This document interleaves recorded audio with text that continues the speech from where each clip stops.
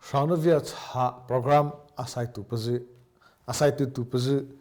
dua embe pazi su Chris tamau tanata ko thi anu nava ichla ko thabile tu pita imat ha bapa he pasi ko hota akolata anade ko cha athabe po thopada aba pavata aizol mara translate bipiti mapa lapida pa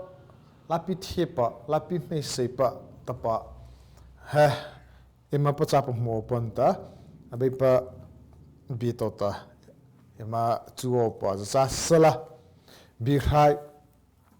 suna su thola to ta na thina ema neo pa za sala haje no bo su thong ta sa sari chapang na leta ni ezi o pa cha bipal leta panila anna ngala anakta atwa ni ezi o pa cha bipal leta panila anna ngala anakta atwa bisaje ba le churu sak khana pa pathi palo atswana cha chisapa tapa chata pale atsuna de ko cha abe pato to pa cha chisana pa chata lapi ji dua thaita sarsala be pata palo rupaji dua kha apathlete naraji cha abe pa pavosata chatana sana ma atswa paji cha achape ipa o chatana ma atswa paji cha ipata yo Tatskinawa, chisapa tiplo ta lapi pachapa data, charasala mochi to pacha bipa acha. Evotlik hava, sakahevacha, sasana chapangonova. Chisapa chata lapi da go pata alapa atsana chatina achapa Chisapa chata lapi da go pata alapa atsana chatina chapata bisazi barho lepili charo linali chata Ejene heta chisapa chata lapi da pohota lapa atsana sa thina lapi chatlo pa bisaleta ina laita za plasa cheneta ape mo ko thlo te via ima ko pachapa mo lai o chasala sak evore kha hewa zohana thati zohana bar leipli cha chrulen chata Zisu tan nauta ke hela thlona ta me seinan tar trane cha kemalata asile pacha mata polata tlobe ve kemalata kemaliat asile pacha mata po lata tlobe ata va just ima tlo chan opa nia patu pa pipati pa krizi pita ima final destination im tlo chan opa cha vara ata ileta Zisu ta po lata ata pa po ina sucha zata ima final destination ata cha la pizza khitam imachi o cha la pile cha khitam yo ko thabile tis upita impacha opa acha bisazu barolei pili cha rolei nan ta lei bar rolei churu cha sunan ta chapongole te mo khota chi so pachata lapi phapa lapi da pata lapa uta acha ne de ko cha thina chatlu pun uta ko thi pa avong ya pita ko thi de ko pra pa chai za ji ko thi na ta je ta na ho plia ta je ta resolution te pita ko thi bi tai na pa to pun ta to le yo pa ji vision ji goal ji set pita ima ko ji impa thote a phako ima to opera ena cha khazia mo ni easy op cha laji leta ni easy op cha abe analeta panila na ngal na to ta im easy op khaza vuleta pani op imlapi op imlapi chi op im khava ro na vacha chi sava taw acha pali achina vaje ahlo taw na vaje mine chi tu de ko cha khaza van acha ta bi hai ta mini acha im to op raicha ko thi bi ta solution je ko kho chota target ko ne vaje mission ko ne vaje goal set je vision ko ne vaje chi sa taw cha ta ahlo taw na khaza va cha ta ba hai thiep ta bana isi la so khiacha atko cha ta resolution vision je goal je set chi ta achona mam ne vaje bi tai na bitlu na im to vaje kho chi so pa cha ta lapi phapa a chanile ta thina la ta mania chi theva ma a chatle mata vakha emza pa cha pa si o ape mo mai ta bi chi so pa cha ta phako ta lava bitlu na phako ta lapa vara tai ta mania tlokhei thei le o pa lapi phapa ta la tha tlo pa heki zole heta hotla na mania pita ativena je mania pitha hatlo pa achana de ko cha thina wa sapathina sale pata khapathina po ko tlo thelin wa kemle ta sile pe ma ta pola ta tlo be ve atapa pola ta tlo thelin wa he khizole he to ro na va goal setting zi to vision nei vut mo ro na pha bi tu na bi tai na je se avo nei thei ko na te be he bi hai ta mania apa chung da acha si so pacha ta lapi phapon da da pa la pa chana thina i to pa ta kha cha hop ma ju se acha cha hop ma le cha ta bi tu na ji tlum e ma to ma e ma bi tu na tu ven bi tai nam to va kha cha cha khita ma e ma pa na pa se the cha cha adha da le khita ma e ma za chu the e ma za pa na the ya khazal pa a hlo lei pa ta hlo ta thai lei o pa ma acha ma ta pa le kha ta ima za ma pa se no pa cha sala khazal pa hlo lei pa ta ke ma theina thaina sa na ta no va na ta im nei na zai ta a ko pa hlo pa ta thei o pa ma le ji he rona va chokhole ta so no ji cha te ma pa kha cha ta rai hine ke le ji ta ni to na ke le ji ta rona me atlo khei the pa vara la ta mne chi the le pa chi sa apply na la ta mne chi the pa khaza pe mo le he ta pa na sa chi sa thei at na va la ta mne chi the pa ma he za va ta khaza pa a hlo le pa ta hlo ta thai le o pa a chho na pa resolution project mission target im nei ma ta pa nge pat pu ji cha ta pa pe mo ko pa cha cha it nei na pa e bank account it hlo aunam lo imon never ze mavata khazava bolele vata khazava bona hlole pata hlotlang thei o te pengya savji leta bitluna pa ematoji heta fragna me sei pa lapile ta mina chi ta theve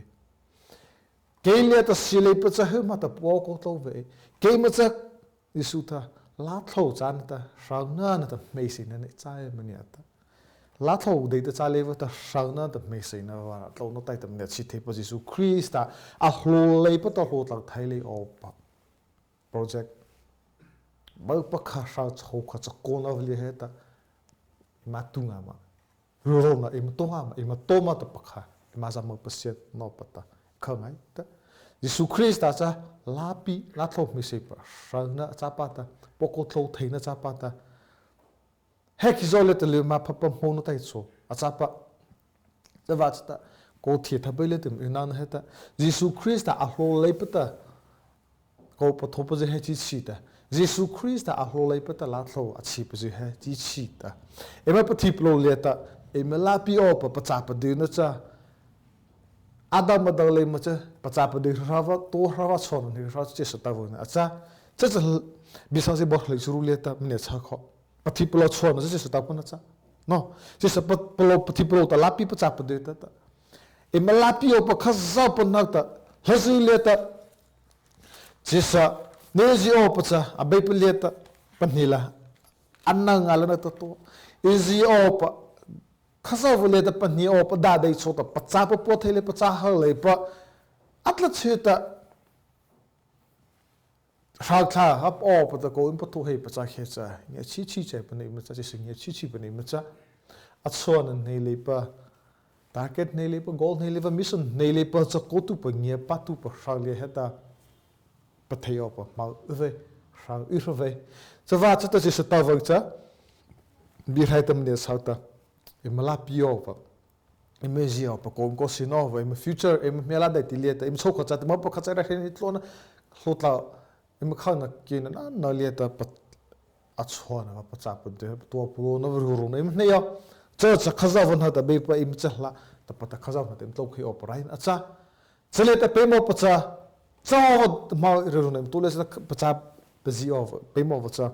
a be pa leta pa ni a ima pa ni khai nga ma a be pule ta panitla a chama a be put leta a be pa a hlole va ta hlotla thali au chi chama a be pa a hlole te im hloi patla theu pa ma ji a chama